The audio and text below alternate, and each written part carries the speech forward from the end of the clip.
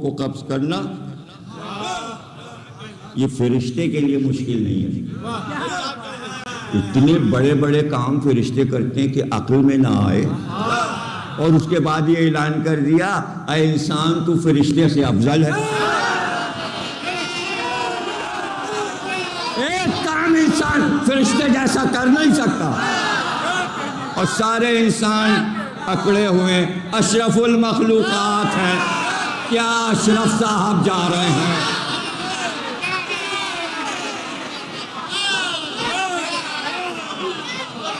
پیدا ہونے میں محتاج فرشتے کے, ہوا ٹھنڈی کھائیں فرشتہ چلائے, رزق فرشتہ لائے, اور مرنے کی بھی محتاجی اگر فرشتہ نہ آئے تو ساری زندگی بیٹھے ہی رہ جائیں.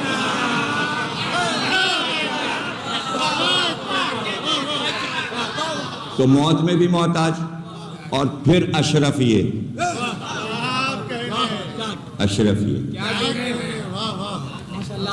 ہمیں سمجھا دیجیے آپ لوگ فرشتوں سے اشرف ہیں. میرے سمجھ میں کھاتے آپ ہیں, پیتے آپ ہیں, اینٹ اینٹ کے سوتے آپ ہیں, کتنے کام میں تساؤلی کرتے ہیں. فرشتوں کا تو کام ہے ہر وقت تسبیح و تقدیس اور عبادت الہی, وہ تو سرتابی نہیں کرتے. اور امت مسلمہ میں کتنے ہیں جو عبادت چھوڑے بیٹھے ہوئے ہیں, حج چھوڑے بیٹھے ہوئے ہیں, روزے چھوڑے بیٹھے ہوئے ہیں. روزے چھوڑ کے, نمازیں چھوڑ کے, پھر نمازی فرشتوں سے افضل. میرے سمجھ میں یہ بات نہیں آتی, کوئی سمجھا دے. گناہ بھی ہو رہے ہیں انسانوں سے. ہاں اگر یہ کہہ دیتا اللہ تو شاید بہت اچھا کیا کہنے کہ صرف مسلمان فرشتوں سے افضل ہے.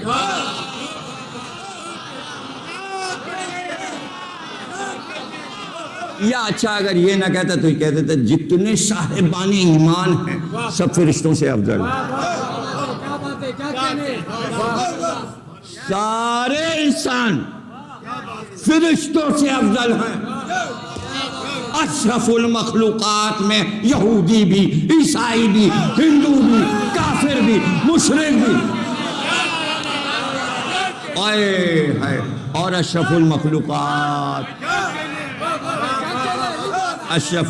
تو اب میں آپ کو بتا دوں, آپ اشرف کچھ نہیں ہیں. مسلمان اشرف صرف سرکار دو عالم کی وجہ سے ہوئے.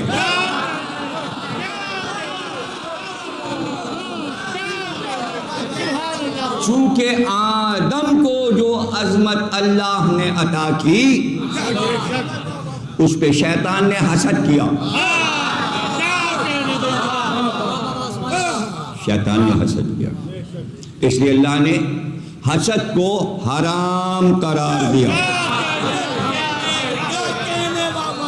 تو اب جو دائرہ کار قدرت کا عطیہ ہے اس کو بڑا انعام سمجھو, وہی بڑا انعام.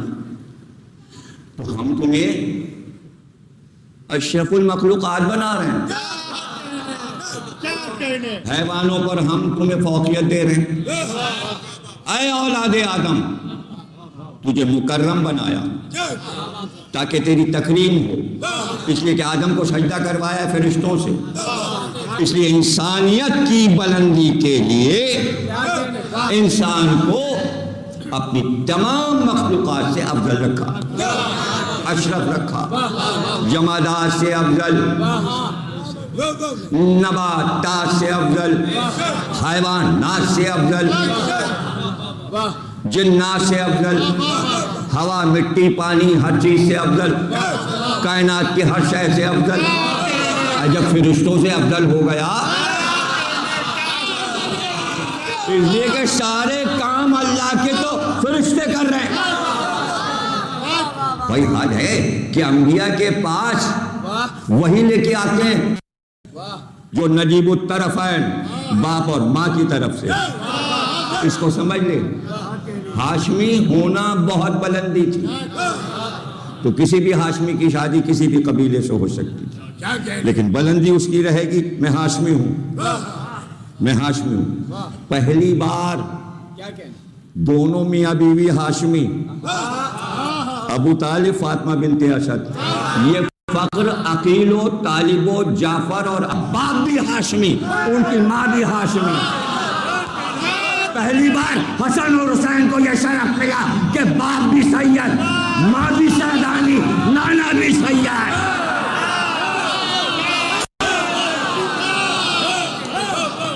ماشاءاللہ، جزاک اللہ۔ تو اب ایک سیادت جیسے ہاشمی ہونا، دیکھیے ہاشمی سب ہیں، ہاشمی سب ہیں، لیکن علی، جعفر، عقیل اور طالب باپ کی طرف سے بھی ہاشمی، ماں کی طرف سے بھی، لیکن ہاشمی تو سب ہیں، سید سب ہیں، اولاد علی، حسن اور حسین افضل۔ اب یہ افضلیت تو آپ کو بار بار نہیں سمجھانی نا، یہ تو جب آدم بنے تھے تو وہیں اعلان ہو گیا تھا تم فرشتوں سے افضل ہو، تو افضل جمادات پر نباتات افضل، نباتات پہ حیوانات افضل، حیوانات پر انسان افضل، انسان پہ روح افضل، روح پہ فرشتے افضل، فرشتے پہ انبیاء افضل، انبیاء افضل، اس کے بعد اللہ ہی اللہ ہے، اللہ ہی اللہ ہے، توحید ہی توحید ہے، توحید ہے، سمجھے نا؟ تو یہ تو اللہ کی بنائی ہوئی چیز ہے نا۔ اور اس میں یہ کہہ دیا منصب ہم نے بنائے ہیں، ایک دوسرے کی منصب کی ہوس نہ کرنا، حسد میں مارے جاؤ گے۔ اس لیے قرآن میں اعلان ہوا ابراہیم اور آل ابراہیم سے حسد نہ کرنا، ہم نے ان کو کتاب دی ہے اور حکمت دی ہے۔ دو چیزوں پہ ہوس نہ کرنا، نہ کتاب کسی کو ملے گی نہ حکمت کسی کو ملے گی۔